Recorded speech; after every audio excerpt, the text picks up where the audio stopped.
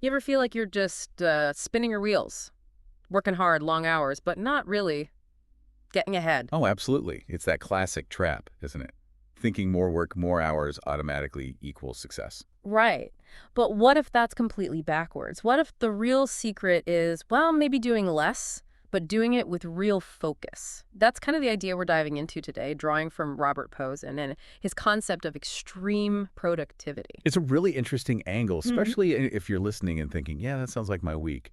Super busy, constantly running, but Yeah. what did I actually achieve? Exactly. And Posen's background makes it compelling. I mean, this is a guy who's been successful in so many different arenas: business, academia, government, writing. Hmm.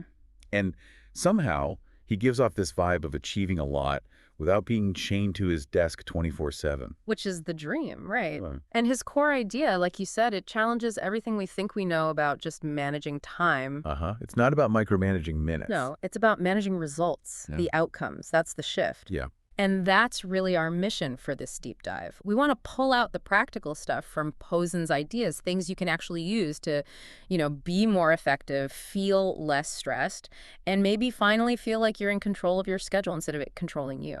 So if your week often feels like just reacting, putting out fires, never quite hitting those big goals, stick around. Because this isn't going to be about like fancy planner tricks or finding 5 extra minutes. No, it's deeper than that. What? It's about shifting how you fundamentally approach your work and maybe your life too. Getting away from just being busy and finding that clarity, that purpose. Okay, so let's get into that. This core shift. Posen says real productivity, it doesn't start with your to-do list. No, it starts with why. Exactly. Asking those maybe kind of blunt questions about, well, everything you do, why this meeting, what's the actual point of sending this email right now? Is this task really the best use of my energy? It's amazing what happens when you start doing that, isn't it? Asking why. Yeah. Well, it suddenly highlights all those things you do just because, out of habit, or because someone else expects it, not because it genuinely needs doing by you right now. Right, the autopilot stuff. Exactly. Right. And just asking the question kind of gives you permission to choose differently. It's empowering, actually. And Posen connects this why directly to like your personal definition of success, doesn't he? He does. What are your big goals? What do you really value? What are your non-negotiables? Okay. When you're clear on that, suddenly the day-to-day stuff, it stops feeling random. It feels like you're actually taking steps towards something meaningful. Your calendar stops being a cage. And becomes more like a map. Yeah, compass maybe, Uh, guiding you. which leads to that key distinction, being busy versus being effective. Mm. We all fall into that trap, right? Feeling good Yeah. because we crossed off 10 things. Uh-huh. Even if those 10 things didn't really matter that much, Yeah. pause and forces you to look at the results, the actual outcomes. Mhm. Are you making progress on what's important? It's about the output, not just the hours you put in. Okay, so if results are the target, how does Posen suggest we actually use our calendar differently? It can't just be for appointments. No, definitely not. He sees it as a tool for planning results. Yeah. You need to proactively block out time for the stuff that actually creates value. Like what kind of stuff? Well, the deep thinking, strategic planning, Mm. maybe some creative work, focused writing, the things that require concentration. The stuff that usually gets pushed aside by urgent emails and last-minute meetings. Precisely. Those high-value activities need dedicated space in your calendar. Otherwise, they just won't happen. Your schedule needs to reflect your real priorities. Makes total sense. But Right. practically, if your calendar is already bursting, how do you find that space? Boston talks about weekly intention setting, taking time, maybe Monday morning, to look ahead Okay. and ask yourself, what absolutely has to get done this week for me to feel like it was a success?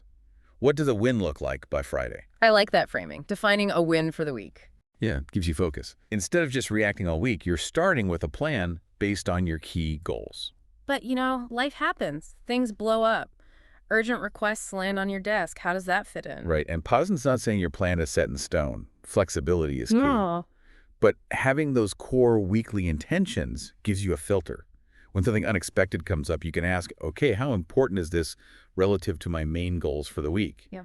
It helps you decide what really needs your immediate attention and what can wait or maybe be delegated without derailing your whole week. Okay, let's talk about some specific time wasters. Reading, for instance.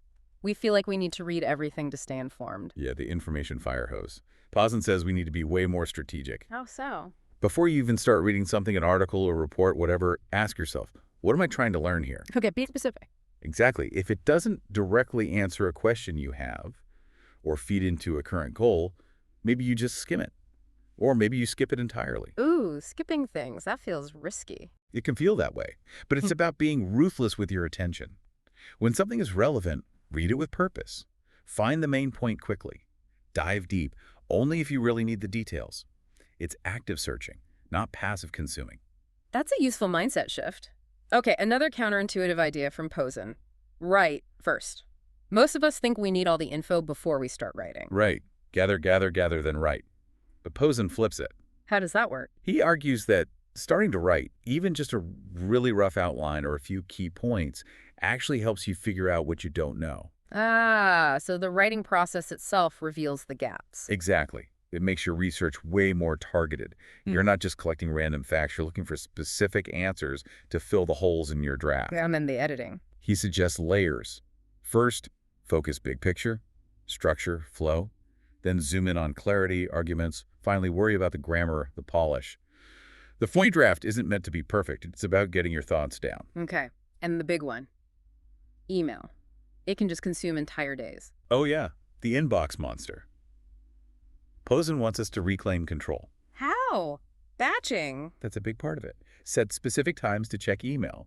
Don't live with notifications pinging constantly, interrupting your focus. Easier said than done sometimes, but okay. And when you're processing email, be quick, be clear, be direct. Use good subject lines so people know what's needed. Treat email like a tool, not your main job. Right, it serves you, not the other way around. And meetings. The bane of many existences. Yes. Posen is pretty ruthless about meetings, too. First question. Does this meeting even need to happen? And if it does? If you're invited, ask, is my presence essential? What's my specific role? Okay. And if you're running the meeting, sharp agenda, clear goals, stick to the point, Yeah. make actual decisions, document them, end on time, follow up with actions. Basically make them purposeful, not just calendar filler. Exactly. Respect everyone's time. So underlying all these tactics is prioritization, isn't it? You can optimize everything, but if you're working on the wrong stuff... It doesn't matter how efficient you are. Precisely. Posen hammers this home. You have to prioritize ruthlessly. Which means saying no. Yes. Learning to say no is critical. It feels hard, maybe impolite sometimes. Definitely. You don't want to seem unhelpful. But Posen argues it's essential. Saying no to things that aren't aligned with your core goals protects the time and energy you need for what really matters. It's strategic focus. It's about avoiding that trap of trying to do everything for everyone, letting go of the clutter. Right. Letting go of distractions, busy work, and what he calls vanity projects. Vanity projects, like what? Things that maybe feel good or look impressive, but don't actually contribute much to your main objectives. Spending hours polishing an internal memo that barely anyone will read closely. Ah, okay. I can picture that, which it ties into perfectionism, doesn't it? That need to make everything flawless. Yes, a huge hurdle for many high achievers. And Pozens says, let it go sometimes. Pretty much. He points out that chasing perfection often just leads to delays, procrastination. Sometimes good enough is genuinely good enough. Especially if the stakes aren't super high. Exactly. Aim for progress, not some impossible standard of perfection, especially when it prevents you from actually finishing things and moving on. Okay, and if you're letting go of some tasks, that brings up delegation. But Posen talks about true delegation, not just dumping tasks. Right. It's not just assigning work. It's about empowerment. What does that look like? It starts with trust. You give someone real ownership, the authority they need, the resources. You set clear expectations, provide support, but then you get out of the way. No micromanaging. Absolutely not. Check in strategically, sure, but let them own it. It frees you up for higher level work, and it helps your team grow. It's a win-win. So it's a much more sustainable way to operate. Now, all this focus on work productivity. Posen doesn't just leave it there, does he? He talks about life outside work, too. Crucially important. He insists you have to deliberately make time for rest, for joy, for connection, family, friends, hobbies. He even said schedule it, like put dinner with partner or read a book in your calendar. Who does? And treat those personal appointments as seriously as your work ones. Because he argues, and I think rightly so, that a thriving personal life actually fuels your professional life. You can't run on empty. It brings it back to that idea of being known for your results, your impact, not just for being always on or the last one in the office. Exactly. It's about the quality and consistency of your contribution, not just face time. And when people start living these principles, Pozens says they feel a real shift. How so? What changes? Well, that feeling of being constantly overwhelmed by a schedule packed with stuff, Hmm. it starts to fade. And it's replaced with. More calm, more focus, a sense of being intentional about your day.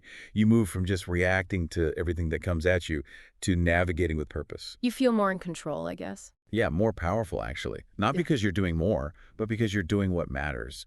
And you're confidently saying no to the rest. And that has ripple effects. Big time. Pausing connects it to better sleep, stronger relationships, just overall well-being. Because this kind of productivity, this extreme productivity, isn't just about work efficiency. It's about building a better, more fulfilling life overall. So if we boil all down, extreme productivity isn't about superhuman effort or cramming more in. Not at all. It's about getting crystal clear on what's truly important to you. And then? And then channeling your energy towards that with focus and intention. So the key principles we've talked through are really purpose first. Plan for results, not just time. Tame those time killers like reading an email. Prioritize like crazy Mhm. and learn to say no. Aim for progress, not perfection. Delegate properly. And don't forget your life outside work. Integrate it. Prioritize it. Absolutely, they feed each other. Okay, so here's something to chew on as we wrap up, kind of building on Posen. If you were to truly, consistently focus only on the results you want in work, in life, how would that fundamentally change the way you approach your biggest goals right now? That's a powerful question to sit with, isn't it? And maybe, just as a starting point, think about one small thing you could do this week. Like what? Maybe say no to one non-essential request. Mm. Or block out just 1 hour of truly uninterrupted time for your most important task. Just one small step towards being more intentional. Because really this whole deep dive, it's about giving you the tools, the mindset shift, to take back control of your time, to start designing a life that feels more effective and honestly more meaningful, one choice at a time.